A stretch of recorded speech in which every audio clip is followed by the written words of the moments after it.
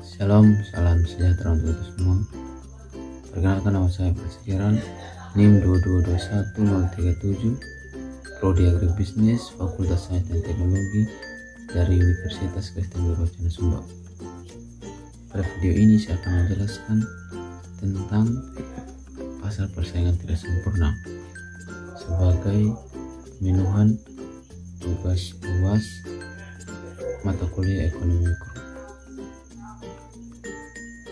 Jadi yang pertama itu macam-macam pasar persaingan tidak sempurna, yaitu terdiri dari pasar monopoli, pasar duopoli, pasar oligopoli, dan pasar monopolistik. Yang pertama itu pasar monopoli, yang dimana suatu bentuk pasar yang hanya terdapat satu perusahaan saja, dan perusahaan ini menghasilkan barang yang tidak mempunyai barang pengganti yang sangat dekat. Yang berikut itu ada monopoli alamiah, di mana monopoli yang muncul karena satu perusahaan tunggal dapat memasok barang dan jasa untuk seluruh pasar dengan biaya lebih murah daripada jika barang atau jasa itu disediakan oleh dua atau lebih perusahaan. Adapun faktor-faktor yang menimbulkan monopoli yaitu perusahaan monopoli mempunyai suatu sumber daya tertentu yang unik dan tidak dimiliki oleh perusahaan lain. Perusahaan monopoli pada umumnya dapat memiliki skala ekonomi hingga ke tingkat produksi yang sangat tinggi. Yang berikut yaitu monopoli wujud dan berkembang melalui undang-undang, yaitu pemerintah memberikan hak monopoli kepada perusahaan tersebut. Adapun ciri-ciri pasar monopoli yaitu yang pertama, hanya ada satu perusahaan. Yang kedua, tidak mempunyai barang pengganti yang mirip. Yang ketiga, tidak terdapat kemungkinan untuk masuk ke dalam industri. Yang keempat, dapat mempengaruhi penentuan harga atau price taker. Yang kelima itu promosi kurang diperlukan. Yang berikut itu pasar duopoli. Pasar duopoli sendiri dikuasai oleh dua perusahaan dan terdapat dua penjual dan banyak pembeli, dan harga ditentukan secara sepihak oleh kedua penjual baik dengan kesempatan atau tidak. Yang berikut itu pasar oligopoli. Pasar oligopoli adalah suatu bentuk struktur pasar di mana satu jenis barang dikuasai oleh beberapa perusahaan. Umumnya jumlah perusahaan lebih dari 2 tetapi kurang dari 10.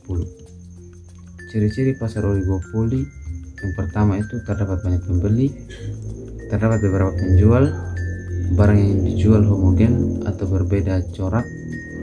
Yang berikut, kekuasaan menentukan harga ada kalanya lemah dan ada kalanya kuat, dan umumnya perusahaan oligopoli perlu melakukan promosi secara iklan.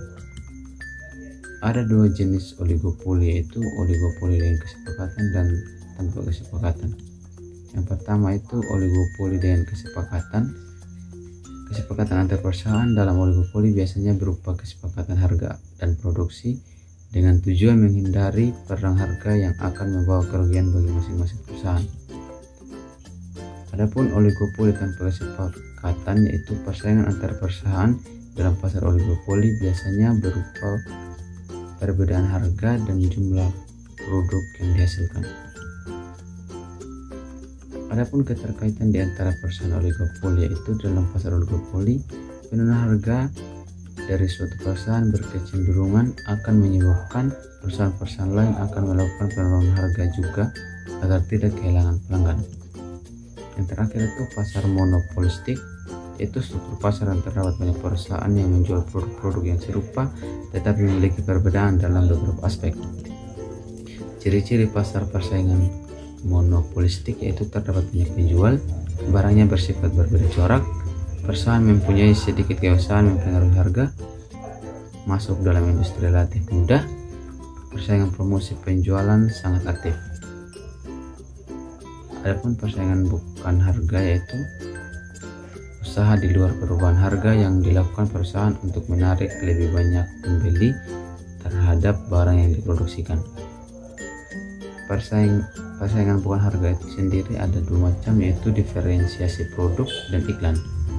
Untuk diferensiasi produk sendiri menciptakan barang-barang sejenis yang berbeda coraknya dengan produksi perusahaan lain. Sedangkan proses penjualan melalui iklan yaitu yang pertama untuk memberikan penerangan kepada konsumen mengenai barang yang diproduksikan, yang kedua untuk menekankan bahwa produk yang dihasilkan adalah barang yang sangat baik, dan yang ketiga untuk memelihara hubungan baik dengan konsumen. Sekian materi yang saya dapat paparkan. Jika ada kesalahan atau kekurangan, saya mohon maaf. Terima kasih.